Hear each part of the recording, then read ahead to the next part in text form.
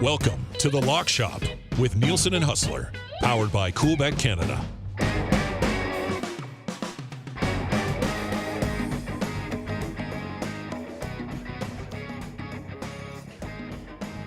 What's going on, Lock Shoppers? Welcome to a Friday edition of the program. Huss with you, along with Pat Gregoire. I see I still have my green screen up. I just finished a big interview with Rick Bones, who's coming on WST. So very much looking forward to that a little later on today.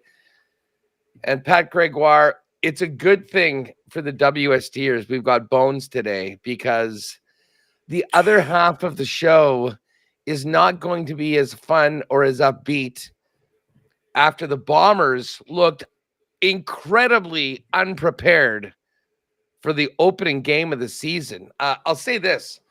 All yesterday here in the Peg, it was like 14. It was cloudy. It was raining a bit. It was windy. And at 4 p.m., I was a hell of a lot more confident than in the Bombers being good, than the weather being good. And it was a complete 180. Absolutely glorious night at the stadium. The crowd was banging. I mean, it was a great night at the park. Everything except what happened on the field. And all you needed to do was look at the Grey Cup odds, the odds in this game. And as I said, I was on Montreal. I didn't think that the Bombers, having not done anything in the preseason, should be favored by that much by a team they lost in the Grey Cup. But I did not see them looking as bad as they did. Crazy way to start off the CFL season last night. I will just get Patty, and we've got a little bit of a connection problem. But that was a real head scratcher. Turnovers, lack of execution, penalties.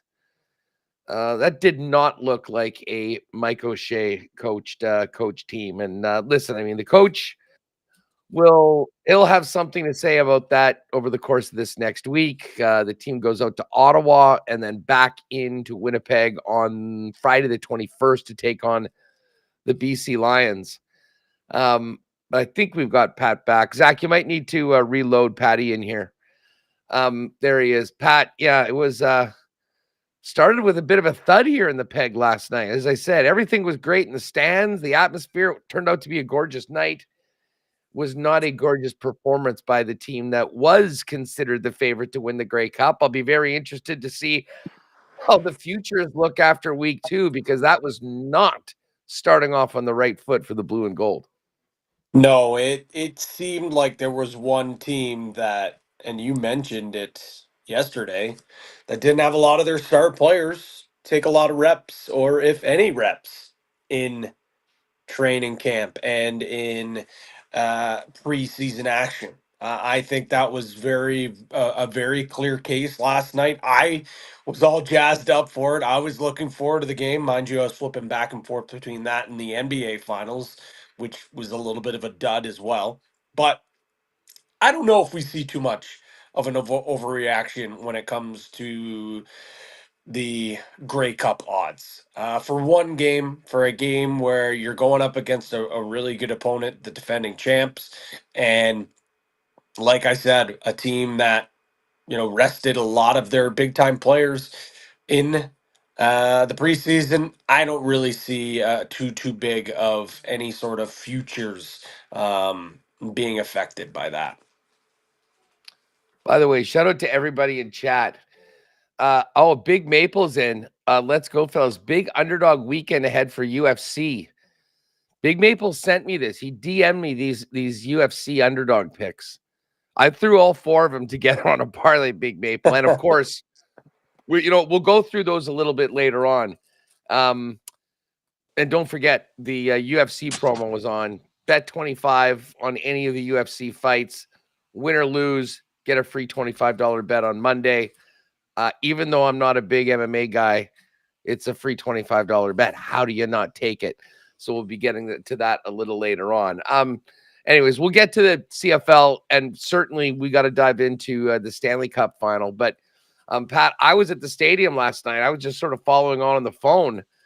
Tell us about Game 1 of the NBA Finals. Kristaps Porzingis coming back and making his name known in the playoffs. He'd sort of been a forgotten guy for Boston. Was not a forgotten guy last night. What a performance by Kristaps. Yeah, Porzingis was a huge X factor, and I think a lot of folks kind of thought he could be, depending if he was healthy. Well, he looked totally healthy. 20 points, was just a huge factor on both sides of the floor. Even when you look at some of the numbers of Tatum and Brown, not too eye-popping of numbers from them. It was Porzingis who was, believe it or not, was close to being the leading scorer for the entire game. So he was great. The Celts, just from top to bottom, and even their bench, it was a great defensive effort, and it was a little bit of a disappointing effort from the Mavs. Like, the Mavs looked like the team that actually hadn't played, and it looked like the Celtics were the team that are just coming off a series. They didn't look like a team that was shaking off any sort of rust. They were ready to play. They were ready to roll. To be quite honest, though, I don't think we see the Mavericks play that poorly again. That wasn't Luka's best game by any stretch of the imagination. He still finished with 30 points and 10 rebounds, but he had 1 assist. 1. And yeah, sure, could he have facilitated a little better? Could he maybe not have turned the ball over a little bit as much? But 1 assist kind of leads me to believe that the other guys surrounding him weren't hitting their shots. And, Irving only finishing with 12 points, super surprising to see on that stat line. So I think the doubters, including myself, with the Celtics being like the team, can they do it? Are they for real? Was their path too easy? Well, they certainly look like they're ready to roll. They certainly look like they are the real deal. But with that being said, I think we see a much better performance from Dallas in next game. But man, oh man, Celtics look really good, even with their superstars not shooting the ball as well as they can. It's important to note, I mean, that's 1 game on home court. They were a 6.5, 7-point favorite yesterday. They won. Like, I'm stunned at how much the series line moved last night.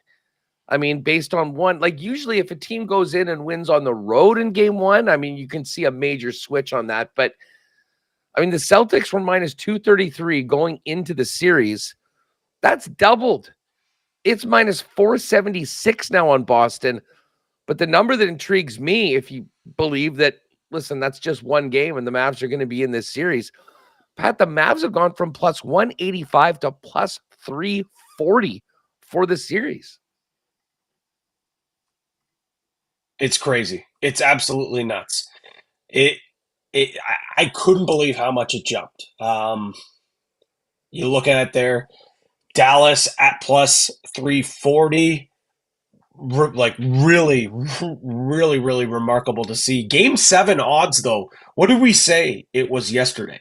Because it's if the Celts are this big of favorites, I don't understand why Game 7, the series to be decided in Game 7, is still plus 215. I think we were getting at what, plus 230 or something yesterday.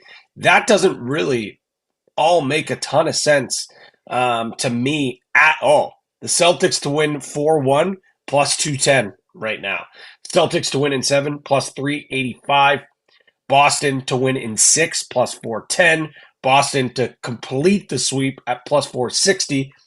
And then the Mavs to win in 7 plus 795. The Mavs to win in game 6 plus 850. And then the Mavs to pull off the gentleman's sweep and win 4 straight here as no surprise, 25-1. So not a ton of respect for the Dallas to win this series, but it still kind of seems like the odds makers think that this might be a little bit of a longer series. So maybe their mind is is kind of in the same spot that a lot of people are. Is okay, Boston's probably the better team, but let's be honest, we're not going to see a bad performance like that from the Mavs once again. But I don't know if they have enough to win. That's what I at least am gathering from what we're seeing from the odds makers right now. No, I think it's a good point. Well, anyways, we'll look forward to it. I guess they'll have a couple days off, and then Sunday they go for game number 2 of the series, and then by that time, that's a real fun week. And the fact that these two series, NBA and NHL, are starting at pretty much the same day, we're gonna more often than not we will have a game now with the NBA and the NHL adding 2 days in between games and a number of spots in the series. There still will be a few dark days, but tonight will be one of those days. We've got some CFL football to get to. And then tomorrow, game 1 of the Stanley Cup Final. Listen, before we dive into the latest on the Cup Final, let's do a quick look at how we're doing at the Memorial. And Patty, we talked about the Canadians and, how they played in the RBC Canadian Open, and could a couple of them sort of bring that momentum over. Didn't happen for Mac Hughes. It certainly did for Adam Hadwin. How about Hadwin yesterday going 6 under par? Yeah. Now, it's a very, very tough course. He finished up even today, but he still is at the top of the leaderboard, 1 shot clear of Christian Bezadenhout, albeit the big boys are going this afternoon. Scotty Scheffler at 5 under. Xander and Ludwig Oberg at 4 under, and our guy Vic Hovland 3 under par.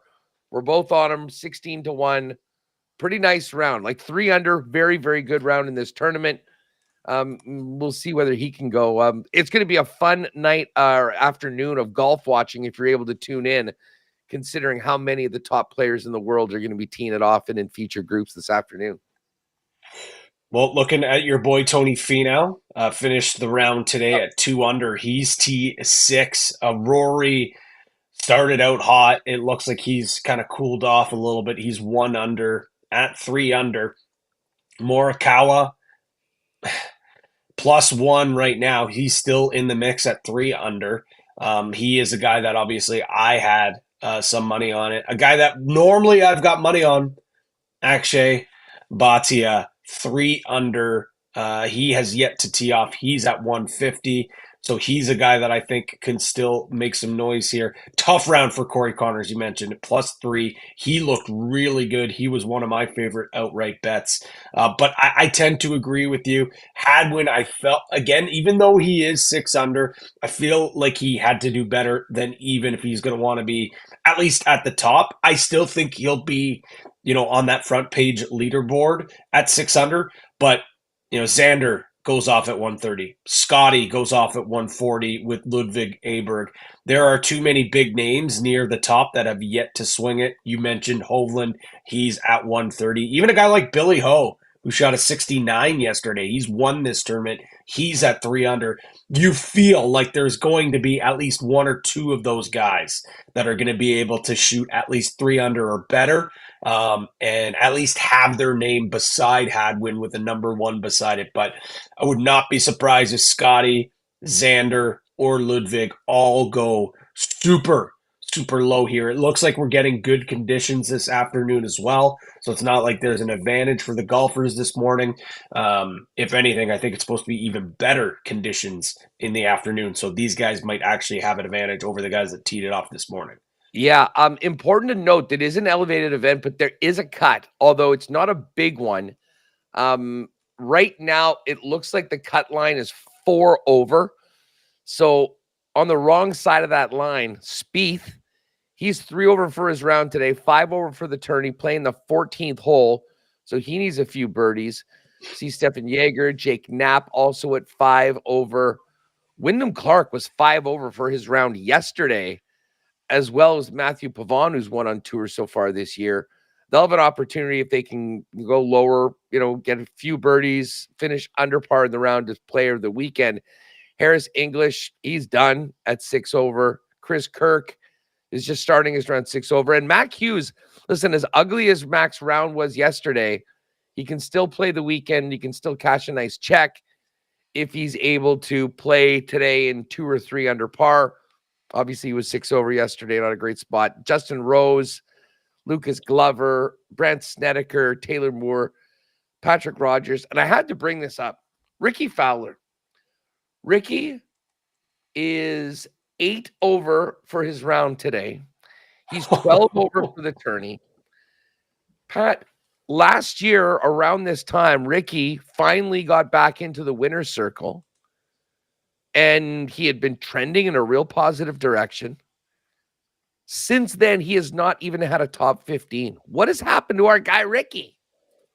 He's completely fallen off. It's unfortunate what we've seen. We thought we had a resurgence of him last year. We saw him win for the first time in I don't even know what it was or how long it had been since he had one. It's unfortunate because Ricky's one of the good guys at golf. He's always golf is better. He's one of those guys. Like, golf is better when Ricky is in contention. When he's wearing orange on Sundays. And we haven't seen a lot of orange on Sundays. We haven't seen a lot of Ricky. He's making cuts at least for the most part. But just looking, because you mentioned that, his last few, we'll say up. We can even rattle off of them all because none of them are really impressive at all. Last time we saw him out, the Charles Schwab T36. Before that, T63, T43, T18, T30, cut, T68, T36, T41, T35, cut at the Phoenix Open, T47 at Pebble, cut at the Amex, and then 56 at the Century. It has been tough sledding for a guy that we thought was finally finding his stride once again. And yeah, it's really unfortunate because we thought Ricky was back, but it's certainly indeed we can call off the dogs. Ricky is in fact not back at all, and it really sucks to see. Just a couple of other notes from guys that we have tickets on. Sepp Straka, he's 2 under par today. He's at 2 under. I'm on Hideki. He's 3 under today to get to 2 under right now, T13.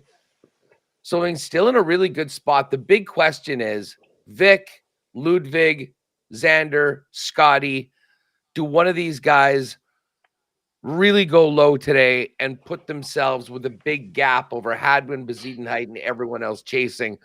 We'll pay attention through that, and we'll do a Breezy Bend Golf Report later on today on WST for the latest on all of that. All right, I know everyone in the chat, they're just so fired up for this game. By the way, chatters in Edmonton and the area, fill us in the chat. What are the big plans for the weekend? What are you guys doing for the game? Any big watch parties? The EST gang getting together? You're going to go hang out with Tommy Gazzola? Let us know. We're all very envious of you everywhere else in Canada that it's beautiful weather outside. We're in mid-June, and you guys have a hockey game for the Stanley Cup tonight or on tomorrow night. Game number 1, Patty, is tomorrow night, and the Oilers are plus 119 underdogs. The Panthers minus 140. And oh, look at this. I mean, it's basically been at this number throughout, back and forth, but plus 120 on this series right now for the Edmonton Oilers. I believe that's the biggest number I've seen all week. It's really just been plus 119, 120 for the last couple days. We haven't seen this line kind of move back in the Oilers' favor, which is probably music to the ears of everyone watching this. Your team's got to win 4 games. I think there's a lot of confidence in Alberta about what this team's been able to do so far. And I still think that you can certainly make the argument that the Florida Panthers should be a slight favorite. Value-wise, knowing that either team could win this Cup final, the plus 120 on Edmonton is a beautiful number, and I think a lot more value than I think we expected to get if you were backing the Oilers to win the Stanley Cup. I have a hard time Like, I think this is a game that the Panthers come out and win here. I just have a feeling like I think this series is going deep. I think either side could win. If I had a coin in front of me, I'd flip a coin to because I think that's how close this series is going to be. When looking at where it is shifting right now, the money is about 50-50. So the money is about 50-50. Or sorry, I guess that's closer to about, let's say, 65-45 for the money itself. But for the actual ticket numbers itself, sorry, I've got that flipped backwards. The tickets are pretty close to even, but the amount of money is actually further on the side of the Panthers. What does that really mean? Well, you could look at it different ways. One, people, because it's minus 140, more people are going to throw a little more coin on it. Or you could look at a little bit deeper. Maybe some of the sharper bettors are thinking Florida is going to win this game. Regardless, I think it's very close. I think that if you're just going from a value standpoint, if you think it's a coin flip game, then why the heck are you not taking the plus 119 here? Why are you not taking the value on two of the best players on the planet? That's just where my head is at. I do think that it is so difficult. I give the tie here to the home team in game one. That's the only thing here, but I just think this is going to be so close. That's my lean. I probably don't go on a side here. I probably unload on a bunch of props because I think there are a lot of great players in this series. I think there's a lot of opportunity for money to be made with these props. And, just even dating back from round one, when you look at these two teams, I think these are probably the two teams that have been most profitable with props. From Hyman goal scores, from Draisaitl getting some goals here, with Bouchard adding him in point parlays, and then on the flip side, I mean, we talked about Verhaeghe, how well he's done for us. You go down the roster there. There's a lot of really good opportunities. I'm just looking at this here, Huss, and I know it's a Stanley Cup final, and sometimes you'll get the whistle swallowed, but I think this is my favorite play here. With how good, and I know you could probably say, well, Edmonton's penalty kill is on an all-time heater. They're also due. They're also going up against probably one of the best power plays in the NHL. And on the flip side, we know what the Oilers have been able to do this playoffs. When you basically can't take a penalty against these guys because it's going to end up in the back of the net. Over 1.5 power play goals at plus 105 right now.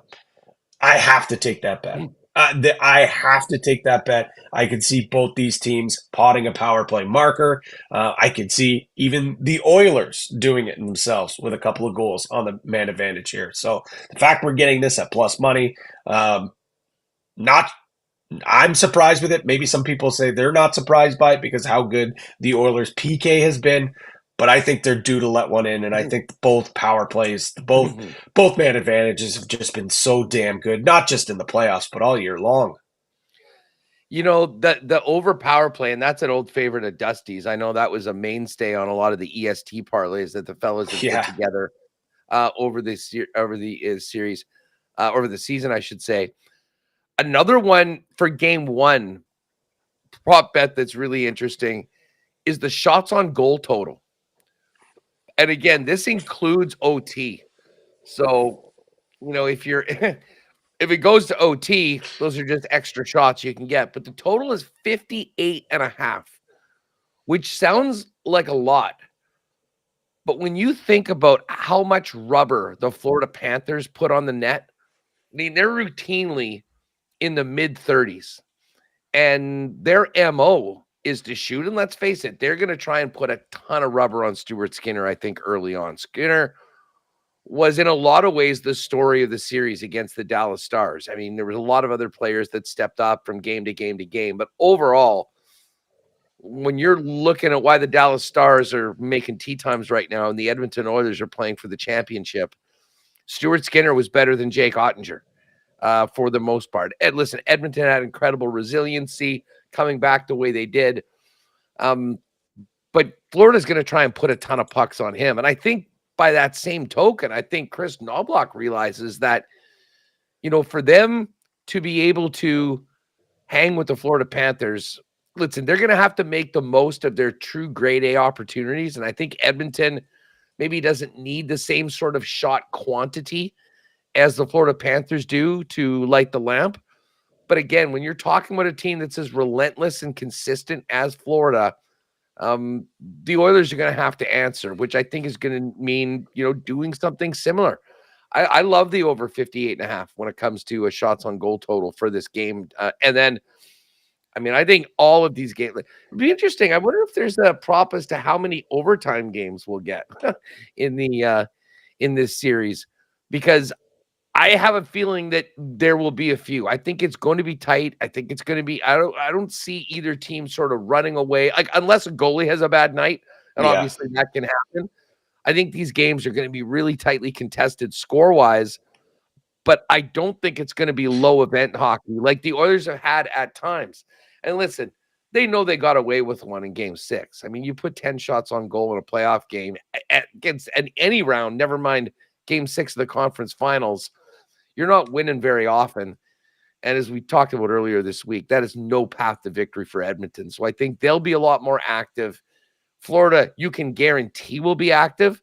So if you're having a tough time picking a side for Game 1 and you're looking at a couple of other ways to get in, the total shots on goal prop of 58.5 on the over might be something to take a look at. Speaking of just shots in general, the Panthers are a team that if you're thinking about shot props, they can be quite profitable. Barkov's 2.5, Verhaeghe's 3.5, and the over on Verhaeghe, so 4 shots or more, plus 120. Matthew Tkachuk shot total, 3.5. The over is plus 128. Every game, Pat, in the last series, it seemed like one of those guys went for 4 or 5 or 6. And in almost every game, they were at least at 3, and that's why those numbers are at 3.5. But Tkachuk and Verhaeghe in particular, considering the fact that it is plus money, and I'm telling you right now, Paul Maurice knows they are going to need to get a ton of rubber on Stuart Skinner and control the puck and shoot a lot, which is what they do. I'd be fine with either of those shot props for Verhaeghe or Matthew Tkachuk. And to be honest, considering they're both plus 120, plus 128, I might hit them both, knowing that if one comes in, you're ahead, and there's the potential of hitting them both. And I think that would be, it wouldn't surprise me at all if both of those guys went to 4. And I think one of them, if you think about the trends from the Rangers series, one of them is probably good for 5 or 6.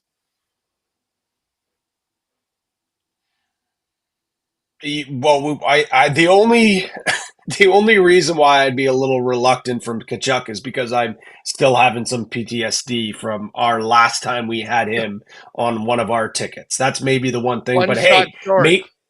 maybe it's redemption. Maybe it's redemption season. That's what these Stanley Cup Finals are all about. So, but in all seriousness, both those numbers. The fact that you can get plus money, even the fact that Sam Bennett 2.5 is plus money. I think this is just the fact of the matter is you said it best. It seems like 1 or 2 of these guys each game go off, and it just depends who's the hot stick. For me, I'll flip it to the other side. A guy that we always know is going to pepper the net. And I know Connor McDavid is the heart and soul of this team. But when you look over the past few years, with this Oilers team, heck, even in the entire NHL, nobody has scored more playoff goals than playoff Leon himself. And his number right now is 2.5 at minus 128. That makes 0 sense to me. He might have 3 shots in the first period. This guy's going to be coming with his hair on fire. Him, and I know it's not as sexy as the plus numbers that you're getting on some of these Florida guys, but the fact that his number is only at 2.5 and we're looking at something less than minus 130, this is an absolute no-brainer for me. I'm taking that one as probably my best prop bet. It will probably be in a parlay for a Patty Knows Puck. Actually, just thinking of it now, just thinking it in my head, probably will do that. Probably will add a Zach Hyman point, and there will be something else in there. So look out for that. That will be coming later this afternoon. But man, oh man, these shot props are I might spray the board with a bunch of these, man. You mentioned a bunch of those guys. When you're looking at the Oilers side, even Bouchard, 2.5 shots at -125. We know they love on the power play, feeding him, getting shots off from there. McDavid, over 3.5 at +110. It's looking good. Hyman at 3.5 at -114. I think that's a bit too high for my likings, but there was probably 4 or 5 of here that I'm going to really have to struggle with which 2 or 3 I'm going to choose. And maybe I don't choose 2 or 3. Maybe I just unload and pick 5 and sit back on the couch and enjoy the game tonight. Well, I mean, maybe let's put a 3-player shot prop together for the exclusives. Let's do it. Okay, we'll definitely go with Dry. I think we figure out which one do we like better between Verhaeghe and Tkachuk. Tkachuk's a slightly bigger number. I don't know if you're still holding it against Tkachuk. Maybe we go with Verhaeghe, 3.5 at +120. And then listen, it to me, we can talk about Hyman and all these other guys. Draisaitl certainly is right there. I think McDavid might be the play. Like his number for shots on goal is 3.5, and it's +110. I'm just looking at what he did in the Dallas series. He had 2 shots in the final game. That happened to be 20% of the shot total for the team. I'm sort of writing that one off. But look at the previous 3 games. 5 shots, 5 shots, 6 shots for Connor McDavid. That was when the Oilers were at their best. I have to think that he realizes the stakes right now, and I think he'll probably be motivated to leave it on his stick maybe a little bit more than normal. So 3 for Dry, 4 for McDavid, 4 for Verhaeghe. We actually could put together, 2 of those numbers are plus money. Let's see. If we take out Tkachuk, we put in Verhaeghe, and we put in McDavid. Putting that together would be, I think, more than +700. We might be able to get that close to 8-1 if we put that in there. Yeah, I'm totally good with that. There's no way, like, you the fact we're getting plus money on any sort of prop for Connor McDavid is asinine to me. So I'm fine with that. I'd be fine with Tkachuk, but I think we gotta. A lot of lock shoppers would be plugging their nose if we had too many Florida Panthers on one of these lock shop tickets. So let's go Dry, McDavid, Verswaggy, all of them on their their shot totals, and we'll put something together on the lock shop, and we'll have that tabbed up, ready to roll before puck drop. Yeah, listen, we had to get something, and as I say, I'm going to bet the Oilers to win the series at +120. And you know what? Even if listen, I'm going to put something on that. If the Oilers lose but play well in game number 1, I'm going to be looking at what that series price is again. And listen, I'm just thinking about what we talked about earlier in the program with the Boston Celtics winning on home ice in game 1, and the number doubling for them and doubling for the Mavs. If the Panthers win game 1 and all of a sudden the Oilers, instead of being +120 or +220 or +210, there might be a reload. I still think no matter what, this series is going 6 or 7. And if the Oilers don't win game 1, I will not be discouraged to potentially get even a better number. So check that up in the exclusives a little later on. We'll do a lock shop partner parlay. Shots for the fellas. Verhaeghe over 3.5, McDavid over 3.5, Dry over 2.5, and we should get a nice number. And I always love those shot props because it is something that you can. It's the best. I find myself checking the damn score app every 5 minutes to see who's been credited with what. But it should be great. Total for the game is 5.5. I think I like the over in this one. And again, the puck line, if you want Oilers +1.5, it's -222. Panthers -1.5 is -185.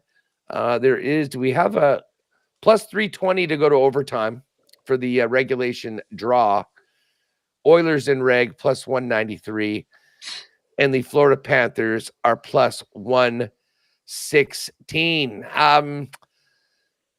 What else do we have to get to? By the way, is that tennis match over? Was anyone paying attention to that incredible match at the French Open? Let's just see what we've got here, because it was an absolute classic.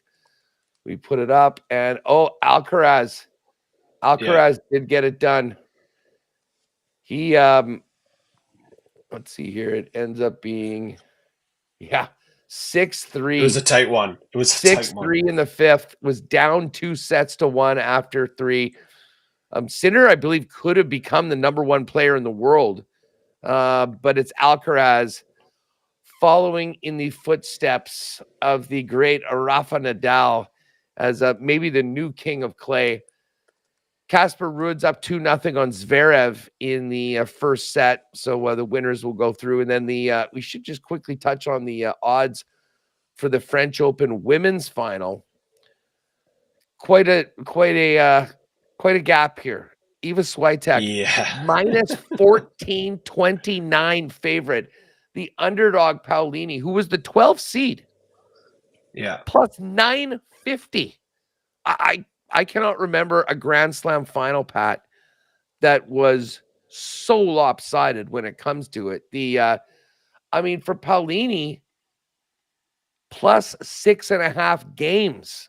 It's crazy, man. Plus money on 117. For those of you that do look at that bet tennis, you'll realize just how wild of a number this is. Just for a set spread to win a set, Paolini's plus 290. So, Swiatek's been great, but Paolini's been an awesome story. Needless to say, she played an unseeded player who was on a great run and had just beaten Sabalenka, for that matter. But Swiatek's the favorite. I don't know how you could possibly bet that. If you want some fun, if you're going to be watching the match, maybe jump on that plus 117. Even if you lose 6-3, 6-3, that still cashes at plus 117. So we'll look forward to paying attention to that. But let's get to this UFC, because I promised, I said the Big Maple came through. Last week, I will say this: he's always on the free bet, and he'll post it out. Give him a follow at Big Maple Sports Cards. He's in chat right now. And last week, Pat, he had a four fight card. 3 of them were sort of chalky, like minus 200, minus 250. But he did have one underdog in there at plus money. I blindly bet that for my UFC free bet. He came through. And this week, Big Maple has some big underdogs. And I know this has been well researched with some of the top handicappers. Here are the guys we're looking at for the UFC card on the weekend. Jared Cannonier at plus 105 to beat Nasruddin Imavov. Punahele Soriano to beat Miguel Beza. Soriano plus 165. The biggest dog on this card, Cody Stamann, plus 210 over Taylor Lapillus. And Charlie Ratke plus 195 over Carlos Prates. I looked at those for my $25 free bet. I jumped on Cannonier. I figured I'd take the most likely underdog to win. He's plus 105. So I've locked that in. But let me just see what that number was. I did put all 4 of those together in a parlay. Every now and then it's nice to take a big swing. I know Maple love those ones. The number on that one, plus 48.68, just about 50 to 1 on those. So if you want to swing for the fences, go for it. I know Maple in chat's got some. He said, yeah, we're hitting weekly, baby. Here's a little bit. And this is for these people that are listening. A lot of this is in the chat. He says, Rocky's a tough Chicago kid, solid chin, great grappling. Soriano's chin and power will outshine Beza's weak chin with no power. And Stammen has insane grappling and will grind out a decision if he doesn't get clipped. His opponent's incredible striker, so there's a nerve factor. And Cannonier has the grappling when needed and will gas out Imavov and finish in the later round. So I got to tell you, and I see EST's Axe getting in on these picks as well. But as they say, even if you're not watching it, you're doing some other things, the biggest no-brainer is to jump on and take advantage of that free $25 bet, because win or lose, and hopefully you win, come Monday at Coolbet, you'll see that free 25er, and you can put it on whatever the heck you want. By the way, Pat, have we heard what's going on with this McGregor fight at the end of June? I mean, it was weird. Things got quiet for a minute, but there's a lot of smoke around it. And considering the pictures I've seen of McGregor and where I've seen them from in the club, it doesn't seem like he is maybe ready to fight. And I have a feeling this is all Conor drama behind the scenes. Yeah, well, it's funny you bring that because yesterday Connor, just in the classic notorious fashion, just threw out some clips from his camp training. I tend to agree with you. I think a lot of it is just Connor being Connor and him doing it the way that he's doing it. I definitely think that the press conference being canceled so last minute drew a lot of red flags for a lot of folks, and for good reason. But he's apparently back training. He's ready to go. Whether he's actually ready to go, we'll see what happens once that fight happens at the end of the month. It sounds like it's full steam ahead. All reports coming out saying that it is ready to go. There is nothing holding this fight coming back. I can't remember. The report was a couple of days ago. But yeah, I think it's going to go. I think it's going to be ready to go.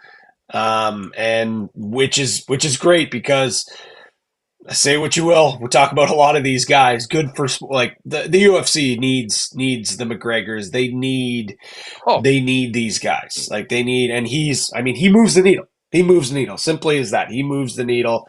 I think this is gonna be one of the most highly anticipated fights that we've seen in a long time from the casuals. I know true UFC fans like Big Maple probably cringing in the chat right now.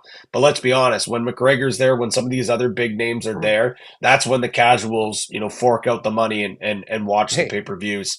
But it is Ariel Helwani came out yesterday and said, from all indications that he has heard, this fight is full swing ahead, and whatever happened with the press conference had nothing to do with what's going on with Conor and his camp. That, of course, is the 29th. We will be there. That is the day of the second draft. That's part of the reason why the hotel rooms are so damn expensive when there's a fight like that. But I'm just looking at the numbers right now for that. Chandler's actually the favorite right now at -118. McGregor at +100. I would think that there'll be a ton of public money that just automatically comes on McGregor as we get closer to the fight. Although, because he's sort of turned into the sketch bag that he is, and no one really trusts him, and he's had these losses before, and no one knows how he's training, maybe that doesn't happen. But good to know that is on. All right, listen, before we go, I should mention the keyword. Some of you guys are going to want to be filling in or texting in to qualify for the $100,000 hole-in-one presented by Golf Town Friday afternoon. Hitting the links. This is the perfect keyword, and it is beer. I already did spell that one out for you. The keyword is beer, gang. Text it into 780-218-9999. Beer, your keyword for the $100,000 hole-in-one presented by Golf Town. I will tell you, they sold a lot of beer last night at Princess Auto Stadium in Winnipeg. I will be going to the Flatlanders Beer Festival at Canada Life Center tonight to kick off the weekend, which is going to be fun. So a very appropriate word. And I was just texting with Dusty, who's on his way to Calgary right now. He is in the booth for a couple games this weekend, both in Alberta, tonight in Calgary, and tomorrow, the Elks home opener against the Saskatchewan Roughriders. Updated lines are like this. The Ticats 1-point favorites against the Calgary Stampeders. Stamps minus 102 on the money line and minus 111 for Hamilton, which is interesting. I think it was minus 112, minus 108 yesterday. So I guess you get a bit better number right now if you do like the Stamps. I'm on Hamilton on this one.